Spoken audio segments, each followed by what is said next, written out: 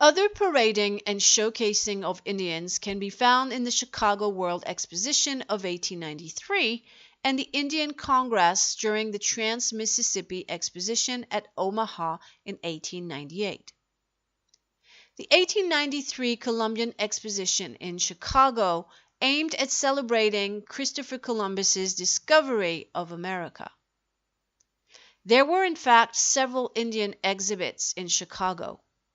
Indian villages with living peoples and artifacts, which were clearly human zoos, and a guidebook describing, quote, the aborigines of the country as, quote, an almost extinct civilization, if civilization it is to be called, end of quote, warning that this might be, again, the last place to see the noble red man, quote, before he achieves annihilation or at least loss of identity, end of quote. All quotes to be found in Rosalind Eyre Lapierre and David Beck, City Indian Native American Activism in Chicago, 1893-1934.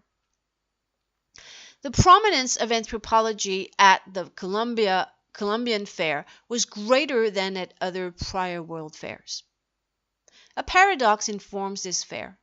Most exhibits were contrived by white ethnologists or anthropologists, such as Franz Boas and Frederick Ward Putnam from Harvard University. But on the one hand, we have the folkloric parades on the Midway, very sensationalist, and the Indian village, with emphasis on the vanishing Indian, disappearing from the modern world. And the contrast helped to bolster white civilization's superiority. And on the other hand, we have Pratt's Parade of Indian Children from Carlisle exhibiting the progress of Indians and their adaptation to the modern world, as they carried a large silk banner that read, "Into Civilization and Citizenship." In Omaha in 1898, there were no modern assimilated Indians, and the ethnologist commissioner had asked for full-blooded Indians. Just as in the Wild West show, emphasis was placed on battles, performances of the ghost dance, the drudgery of women, or other dances such as the Apache fire dance. Some 500 Indians from 35 tribes participated in the Omaha Fair.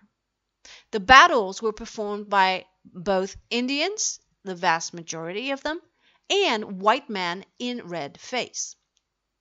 These battles were the epitome of imperial iconography.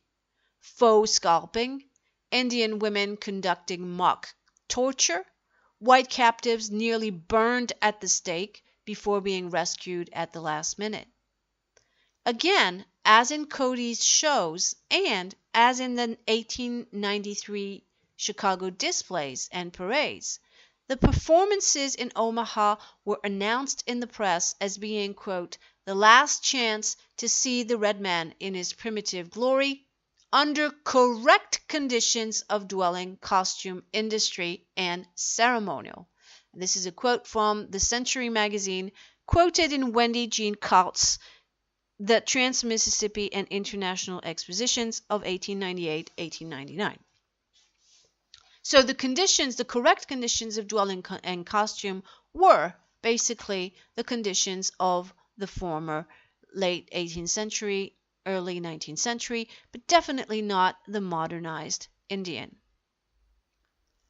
As for African Americans, in 1893, they were simply barred from the organization of the Chicago Columbian Exposition, not allowed to have a pavilion of their own, and not even invited to the celebrations, in spite of famous black activists such as Frederick Douglass. The exposition was meant to show the height of civilization and progress, the achievements of several peoples. American blacks took refuge, so to speak, in the Haitian pavilion. The fair's white city, with its neoclassic architecture, was emblematic of the belief, even subdued, in white superiority. It contrasted with the Midway, which was disorderly, and which was where the primitive peoples were displayed and paraded. The representations of Eskimos, of Pacific Islanders in traditional clothing, and the Daomean village worked to further degrade the image of black people in the eyes of white Americans and white Europeans. For fully clothed Victorian women, walking amongst scantily clad black men was possibly a titillating experience and a taste of the exotic. Also were the dances in the Island Theatre. Representations of the fair in a famous satirical magazine, Puck, are eloquent of the racism at the time. Conclusion: resistance and self-definition. With the abolition of slavery in 1865 and the almost complete circumscription of Indians on reservations by the 1890s, representations of the other African American and Native American retained some of the earlier features of antebellum America, all the while becoming more aggressively racial. The threats represented by the oncoming waves of immigrants from the poorer southern shores of Europe or from China, the rise of scientific racism, induced new representations of blacks and Indians.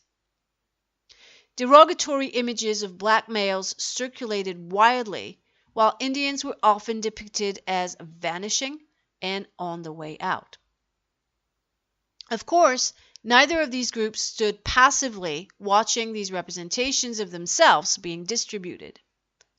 There is clear evidence of resistance in the organization of early civil rights activism, in the discussion of black people's education, in the establishment of the Tuskegee Institute by Booker T. Washington in 1881 to provide black men and women with industrial training.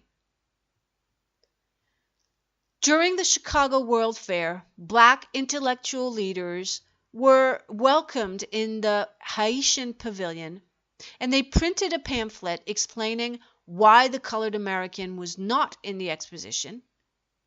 They would ultimately be granted by ashamed white organizers the right to organize a Negro Day, which they made into a celebration of black achievements, with readings of Paul Laurence Dunbar's poetry, speeches by Frederick Douglass, and music from the Fisk Jubilee Singers. Indians in Chicago also protested. Inuits went on strike, quitting the Eskimo village and finding work on the organization of the fairs as carpenters or in other capacities. Even their participation in Cody's Wild West show was not a wholly passive one. It afforded them some form of agency, as they were well paid and were also given an opportunity to travel the world.